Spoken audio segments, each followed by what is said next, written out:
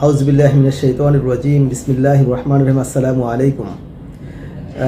সুপ্রিয় দর্শক মণ্ডলী, আমি বলেছিলাম যে রমজানে আমি নিজে হাদিস পাঠ করব এবং যদি ইন্টারেস্টিং হাদিস পাই তাহলে আপনাদের সামনে শেয়ার করব। আজকে আপনাদের সামনে যে হাদিসটা আমি আপনাদেরকে সামনে বর্ণনা করব, সে হাদিসটি সহিহ মুসলিমের ভিতরে এসেছে। হাদিসটি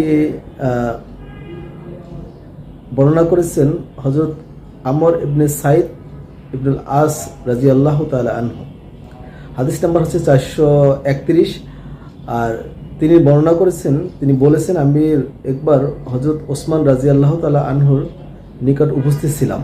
এই সময় হযরত ওমর রাদিয়াল্লাহু তাআলা আনহু তাকে অজুর পানি আনার নির্দেশ দিল এবং তিনি অজুর পানি নিয়ে আসলো এবং এবার ওমর রাদিয়াল্লাহু তাআলা আনহু কথা বলছেন।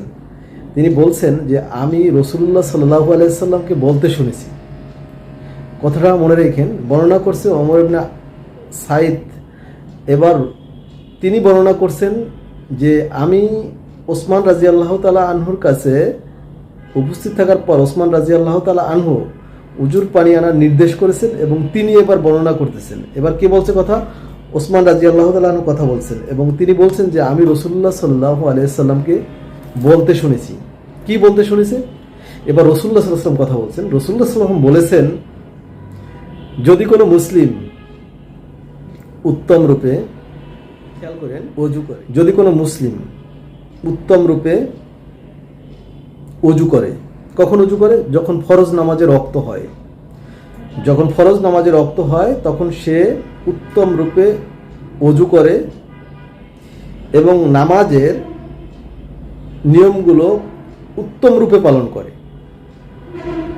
ও উত্তম রূপে রুকু করে।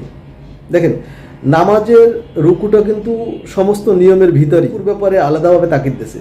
নামাজের সকল নিয়ম উত্তম রূপে পালন করবে, প্লাস রুকুটা উত্তম রূপে পালন করবে।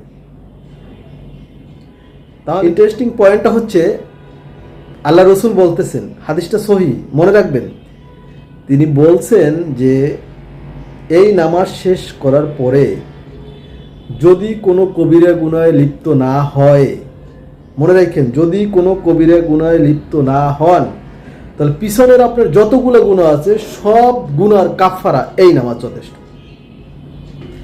এবং নিচে সর্বশেষ যে লাইনটা লেখছে, এটা সর্বযুগের জন্য প্রযোজ্য। আল্লাহ আমাদেরকে সহিহ বুঝ দান করুক এবং উত্তম রূপে আমাদের উজু করার তৌফিক দান করুক এবং উত্তম রূপে আমাদের নামাজ আদায় করার তৌফিক দান করুক। এনাফ, পিছনের সমস্ত গুনাহ মাফ হওয়ার জন্য এক ওয়াক্ত নামাজ আপনার জন্য যথেষ্ট।